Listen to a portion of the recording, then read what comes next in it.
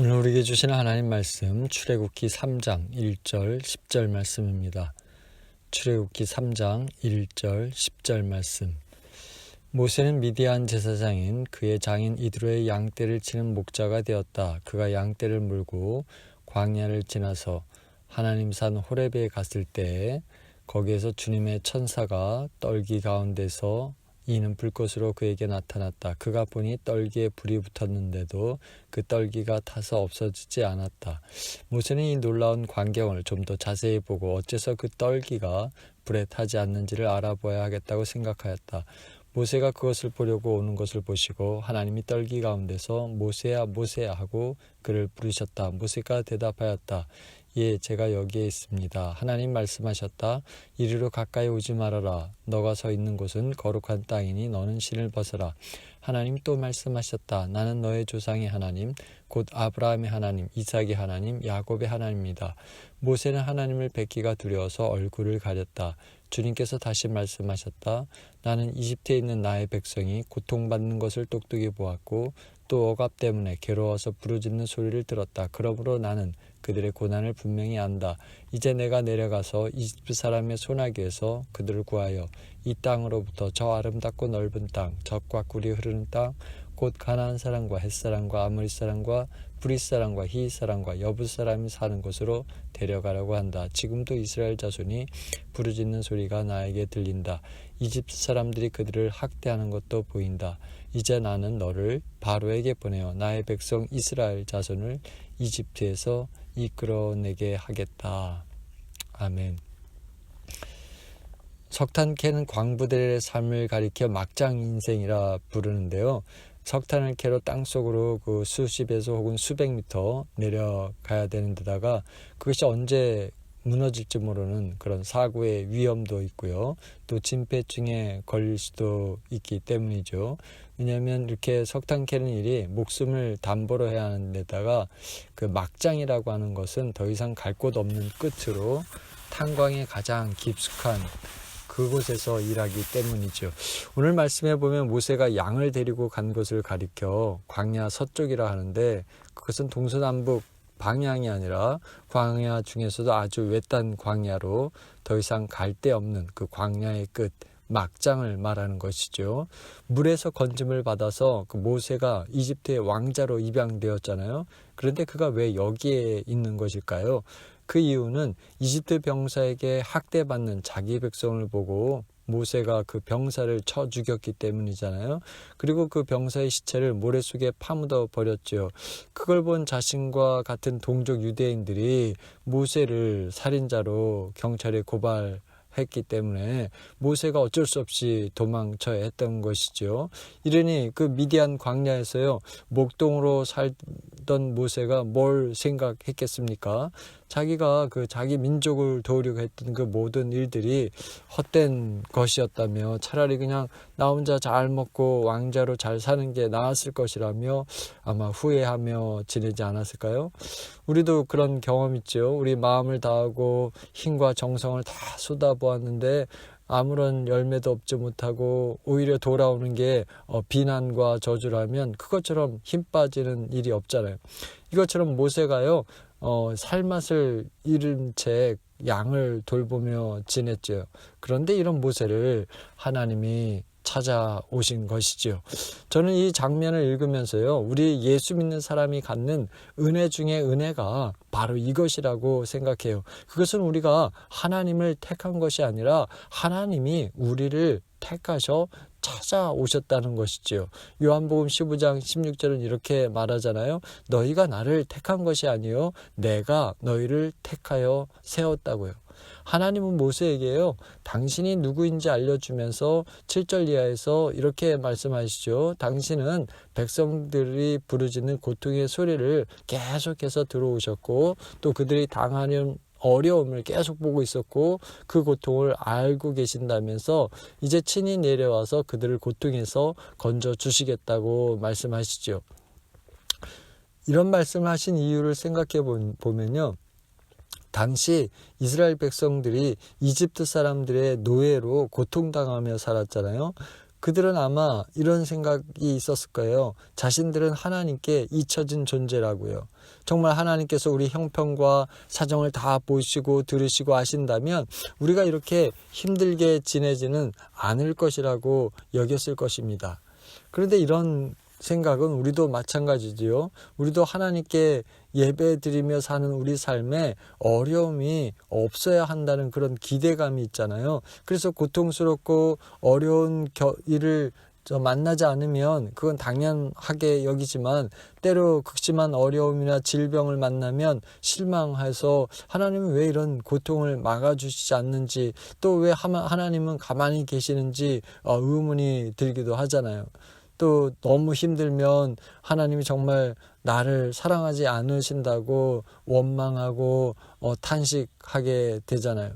이건 아마 모세도 마찬가지였을 거예요. 그것을 아시는 하나님이 모세에게 이렇게 말씀하시는 것이죠. 9절 이하에 보면 이제 가라고 이스라엘 자손의 부르짖음이 내게 달하고 이집트 사람들이 그들을 괴롭히는 학대도 내가 보았으니 이제 내가 너를 바로에게 보내어 너에게 나의 백성 이스라엘 자손을 이집트에서 인도하여 내게 하리라. 여기에서 보면요, 하나님이 우리 기도에 응답하시는 한 중요한 조건의 단어를 우리가 볼 수 있죠. 그게 뭐냐면 이제라는 단어예요. 곧 고통스럽고 외로운 광야의 삶을 4년을 살았든지 아니면 40년 되었든지 아니면 400년이 되었든지요, 그 고통의 횟수와 강도가 점점 올라서 가는 그 기준이 아니라 하나님이 정하신 때에 하나님께서 반드시 응답하신다는 것이죠. 이제 때가 차면 하나님께서 일하신다는 거예요. 우리 사람이 정한 때가 아니고 우리 사람이 계획하거나 요구하는 때가 아니라는 거예요. 비록 우리 사람이 결정하지 못했고 우리 사람이 생각하지 못했고 우리 사람이 하나님께 마땅히 기도하지 못했으리라도 하나님은 적절한 때를 아시고 당신의 사람들을 세워서 일을 하신다는 거예요. 이것처럼 모세를 찾아오신 하나님이요, 오늘 우리들의 억울한 형편을 그냥 보고만 계시지는 않는다는 것을 우리는 생각해야 하겠습니다. 우리의 괴로운 일들을 그냥 듣고만 계시지 않는다는 거예요. 우리를 눈물 나게 하는 일들을 그냥 알고만 계시지는 않는다는 거예요. 당신의 정한 때 친히 우리 삶에 찾아오셔서 우리를 생명의 길로 건져내주시는 줄 믿으시기 바랍니다. 이 대목에서 우리는요, 모세를 부르신 하나님이 오늘 저와 여러분을 찾으시고 부르신 이유를 한번 생각해 봐야 하겠습니다. 그것은요, 우리가 사는 시대에도 여전히 하나님을 섬기지 못하게 가로막고 억압하는 바로의 손길이 있다는 것이고, 거기서 신음하는 사람들이 있다는 것이잖아요. 그 사람들을 하나님을 예배하는 사람으로 다시 일으켜 세우길 바라시는 것 아니겠어요? 극심한 고통 때문에 절망과 낙심감에 정말 하나님이 계신가 의심하며 믿지 못하는 사람들에게 우리 형편을 보고 듣고 아시고 내려와서 건져주시는 하나님이 계시다는 것을 알려주는 하나님의 소리가 되길 바라서가 아니겠어요? 내가 생각해도 나는 도저히 가망 없다 여기고 내가 사는 형편과 상황이 아무 소망이 없다고 판단될지라도요. 그러나 하나님이 찾아오시면, 하나님이 머무시면 그곳이 바로 거룩한 곳이 된다는 그 사실을 깨닫고 이제 하나님과 더불어 새로운 삶을 살라고 그렇게 부르시는 것 아니겠습니까? 오늘 여러분은 여러분 삶에 주님이 찾아오시고 또 불러주심을 어떻게 생각하시는지요? 모세는 한때 이집트 왕자로 잘 나갔지만 나는 옛날이나 지금이나 별 볼 없는데 정말 그런 나를 주님이 찾아오시고 부르시고 또 보내시겠냐 생각이 드십니까? 형 대신 축복을 가로채고 도망쳤던 야곱을 한번 생각해 보세요. 빈들에서 지쳐 잠자던 야곱을 하나님이 찾아오시고 복 주시겠다고 약속하셨잖아요. 그 이유가 뭡니까? 야곱이 잘해서나 잘나서가 아니잖아요. 하나님은 당신의 자유로운 선택이었지요. 하나님은 그 야곱을 통해 당신의 구원 사업을 하려고 하셨기 때문이지요. 그때부터 야곱은 하나님을 머리로만 알던 데서 정말 하나님을 마음으로 믿게 되었고 하나님의 다스림을 인정하고 그렇게 살게 되었잖아요. 형과 아버지를 속이고 도망치던 이런 야곱도 희망이 있다면 저와 여러분에게도 희망이 있는 것이죠. 그것은 우리에게 뭔가 특별한 게 있어서가 아니고 또 예수 그리스도의 은혜를 알고 주님을 나의 구원자로 영접하며 살면서도 여전히 죄에 이끌려 넘어지는 그런 형편없는 존재가 우리라는 것을 하나님께서 정말 몰라서도 아니잖아요. 하나님 당신이 우리를 불쌍히 여겨주시지 않으면 우리에게 아무런 구원자도 없고 보호자도 없고 세상 어디에 피난처도 없는 그런 나약한 존재가 바로 우리라는 것을 아시기 때문에 우리를 사랑하셔서 찾아오시는 것이죠. 하나님은 우리를 다 보고 듣고 다 아십니다. 그 하나님이 이렇게 말씀하시는 것이요. 너 하나님의 사람아, 내가 너를 나의 백성에게 보낸다. 너는 가서 그들로 하나님을 섬기게 하라고요. 여러분, 우리가 주일이면 정한 시간에 모여 예배드리는 이유가 여기 있죠. 매일 하나님께 시간을 떼어드리고 기도하며 말씀 읽는 이유가 여기 있잖아요. 우리 가운데 질병 때문에 혹은 다른 문제로 고통 중에 있는 사람들 찾아보고 그들을 위해서 우리가 또 기도하는 이유도 여기 있잖아요. 우리는 비록 죄 앞에 나약하고 힘없는 사람들이지만 그러나 우리가 어떤 형편에 있든지 우리를 보시고 들으시고 아시는 하나님께서 찾아오시고 함께 하시는 그 하나님을 의지하고 그 하나님이 바라시고 이끌으시는 대로 우리가 순종한다면 우리도 하나님이 주시는 복을 받을 수 있고 하나님의 역사심을 보고 듣고 체험하는 은혜가 있는 줄 믿으시기 바랍니다. 오늘 저와 여러분은 어떻습니까? 저와 여러분을 찾으시고 부르시는 주님의 소리에 여러분은 어떻게 반응하고 계시는지요? 아, 하나님 정말 잘못 찾아오셨네요 라며 거절하고 있습니까? 아니면 나는 정말 형편없지만 그러나 주님이 함께 하시는 그 거룩한 인생으로 살겠노라며 하나님과 동행하시겠습니까? 여러분, 우리가 기왕이에요 믿음 생활할 바에는 이런 삶을 살아야 되지 않겠어요? 이 시간 축복합니다. 정말 잘난 것 하나 없는 나를 찾아오셔서 당신의 일을 하시려는 그 하나님의 다스림을 인정하고 정말 나처럼 내세울 것 없는 형편에 처해 있는 사람들에게 가서 주님을 섬기는 백성으로 살게 하는 은혜가 있으시길 주님 이름으로 축복합니다. 어떤 사람이요 꿈을 꾸었는데 하나님께서 지금껏 그 자신의 살아온 흔적들을 보여주었대요. 그 흔적들이 두 사람의 발자국으로 나타났는데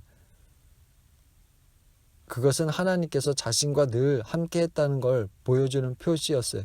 그런데 어느 순간부터는요 그 발자국이 한 사람밖에 없는 거예요. 그래서 그때가 언제인가 생각해 보았더니 자기가 살면서 가장 힘들고 어려운 시기였다는 것이요. 그래서 서운한 마음에 아니 하나님 제가 가장 힘들고 어려울 때 저와 함께 계시지 않고 어딜 가셨느냐며 따졌답니다. 그랬더니 하나님께서 그 어려운 때를 다시 이렇게 영화처럼 보여주시면서요. 그때 발자국이 하나밖에 없는 것은 내가 너를 떠난 것이 아니라 너가 정말 힘들고 어려우니까 내가 너를 얻고 갔다고 말씀을 하시더래요. 이사야 41장 10절에 두려워 말라 내가 너와 함께함이니라 놀라지 말라 나는 너의 하나님이 됨이니라 내가 너를 굳세게 하리라 참으로 너를 도와주리라 참으로 나의 의로운 오른손으로 너를 붙들리라 그랬습니다. 우리가요 힘들고 지쳐 쓰러질 때, 너무 괴롭고 또 하나님께 원망이 들 때에도 하나님은 우리를 다 보고 아십니다. 우리를 떠나지 않으시고 부둥켜 안으시고 함께 아파하시며 지쳐 쓰러진 우리를 얻고 가시는 분이 우리 하나님인 줄 믿으시기 바랍니다. 그래서 우리 살면서 주님의 협력자로 하나님을 다시 섬기게 하는 그 구원의 협력자로 우리가 살아가야 하겠습니다. 비록 우리는 아무것도 아니지만 그러나 하나님이 함께 하시면 하나님의 거룩한 능력의 통로가 되시는 줄 믿으시기 바랍니다. 그래서 기왕에 하나님을 믿을 바에 하나님의 역사하심의 통로로 살아가는 오늘 저와 여러분의 삶이 되길 주님 이름으로 축복합니다. 기도합니다. 저희가 주님을 찾기 전에 주님이 저희를 찾아오셨음이 저희에게 은혜임을 고백합니다. 연약하고 보잘것없는 저희를 주님은 소중하다 여기시고 당신의 생명을 나눠주셨지요. 또 주님은 저를 거룩하다 하시며 함께 하시겠다 약속하시며 당신의 일을 맡기셨음을 생각합니다. 주님, 이 은혜가 크고 이 사랑이 크고 놀랍습니다. 주님 사랑의 힘을 얻어서 날마다 거룩하신 주님을 체험하고 주님을 전하며 살아가는 저희들에게 복내려 주옵소서. 코비드-19로 고통 중에 있나이다. 주님이 역사하시고 주님이 주님이 역사하여 주옵소서. 이 모든 말씀 예수님 이름으로 올려드립니다. 지금 우리 주 예수 그리스도의 은혜와 하나님의 사랑하심과 성령님의 함께하심이 연약한 삶이라도 주님이 찾아오시면 거룩한 사람이 된다는 사실을 믿고 거룩하신 주님의 사람들과 더불어 우리 주변 사람들에게 하나님의 거룩하심을 드러내며 살아가기로 작정한 성도들 머리 위에, 자녀들과 가정 위에, 기업과 학업 위에 영원히 함께하길 간절히 축원합니다. 아멘.